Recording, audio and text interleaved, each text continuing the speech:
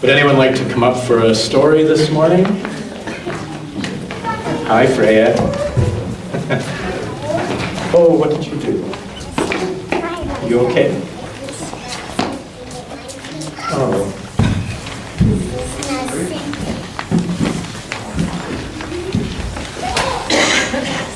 You have an orca.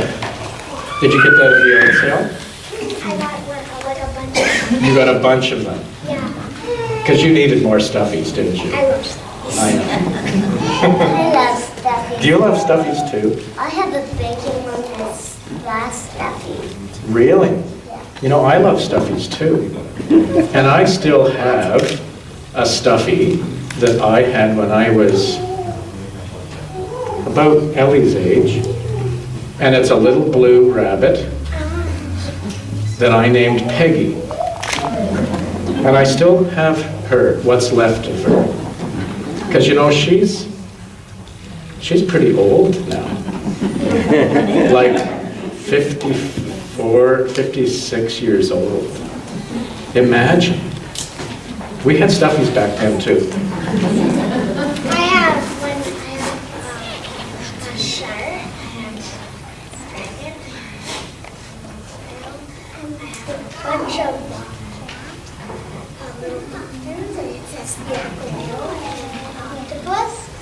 And there's a fish. I have so many stuffies. I can see that you have just way too many.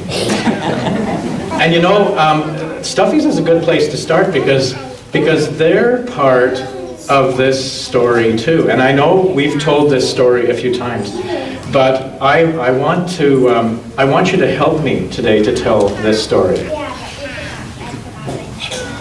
That's okay. But first of all, you need to think about this. Think about this, Freya. Think about this. There was a time when there was nothing to see, nothing to smell, nothing to touch, nothing to hear. Can you imagine what that would be like?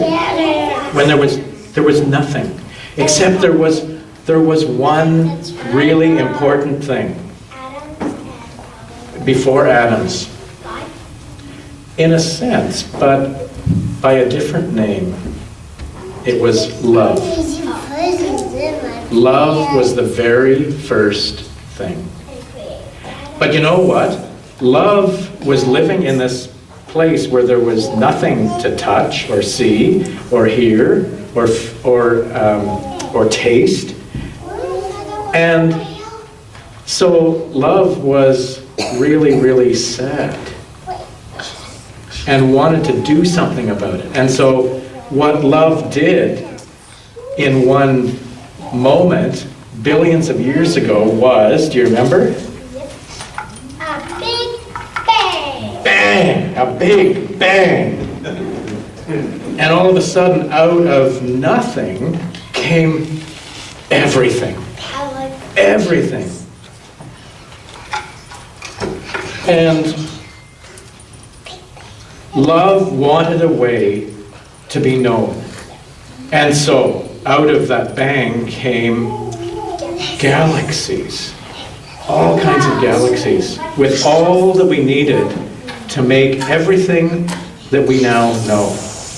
And in those galaxies, there were stars. And there was love at work in all of that. And one star in particular, see this? Became our sun. And what happened then? A little Earth appeared. Yeah. A planet that was just a ball of hot, molten rock when it first started. It wasn't even like this. It wasn't even blue or green. Right. And then, It was bright. remember this? A moon. A little bit of the Earth kind of broke off, and it started to move around the bigger blob, and it became the moon. It was And then what happened? Do you remember? water. water, it was so hot that it started to evaporate, started to rise up and became rain. And eventually, we had water that covered the whole planet. And in that water, bacteria, the first life, because love needed life in order to be known. And out of that bacteria, yeah, we got the first creatures, jellyfish, and then creatures that had shells. And became something else. And then we had fish. And then some of the water started to recede and something else appeared. Land. And so some of the creatures that were in the water, they jumped onto the land. Yeah, frogs and salamanders. And we also got then and houseflies and mosquitoes. But apparently love was there too. And then the land started to make even bigger things like and trees. And so the creatures got bigger too, and we had dinosaurs. Yeah, all the dinosaurs. Yeah, I would probably not want to live in a dinosaur. You wouldn't want to live in the dinosaur time? Yeah, because they might eat me. And then what happened? Do you remember? A meteor. A big meteor hit the earth, and almost all of the life that had been created to that point, like 99%, died. Only one little bit of life was left. Love is not And it was things like, turtles and frogs. yeah, things that could burrow in the sand, turtles. And then, as the earth started to recover, we got the first little mammals. And horses were this tall. Yeah. So small. Yeah. And then they started to get bigger and bigger, and we had things like saber-toothed tigers and woolly mammoths, which were furry elephants. I still wouldn't want to live. You wouldn't want to live then either? Yeah, because I'm tired. And then we had the beginnings of primates, monkeys, and orangutans and gorillas and all of those. And beyond that, then the land started to get more kinds of things like grasses and things that we could eat and flowers. And then came this. Humans. And you know what? With humans, after all of these billions of years, humans finally could see everything and touch everything and feel everything. And they knew that there was something going on, like love.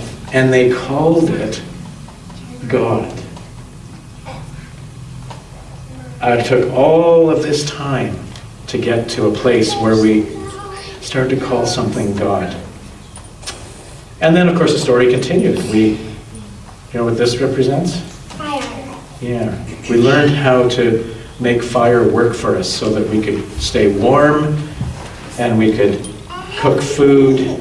And then we're almost to the stuffies now. Because we started to make some of the creatures into pets and things to help us do our work. And out of that, we then developed